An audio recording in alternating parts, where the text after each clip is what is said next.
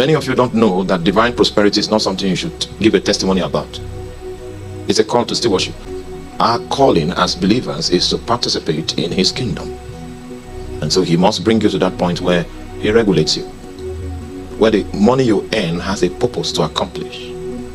Anytime you hear messages that are prosperity based, that are prosperity without purpose, the name of that message is a reflection of the perspective of the spirit called Mammon.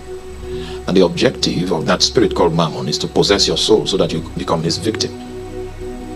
Then Mammon will decide how you regulate your life. It gives you a different vista and outlook to life. If God gives a man any form of resource whatsoever, he attaches a purpose to it. Are you there? Okay. And you shall remember the Lord thy God, for it is he that giveth thee power to what? To get wealth, that he may establish his covenant. There's always a purpose. So if you don't know that covenant, you might not know the reason for which he's giving you resources.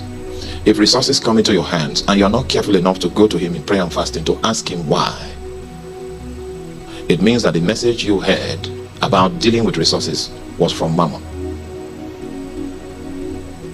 Many of you don't know that divine prosperity is not something you should give a testimony about. It's a call to stewardship. How many of you noticed an anointing on your life and you came to testify about it? Because the anointing, it's in the same category.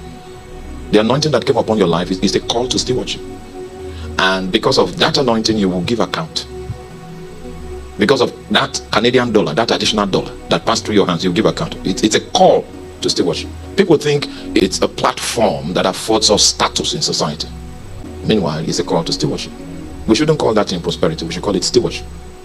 Because those resources are going to be stewarded. The more you steward it, the more of it will come your way. It's just like the anointing. If you steward it properly, it will grow, it will increase. The more you steward finances properly, it's going to increase. It will increase beyond what you can imagine.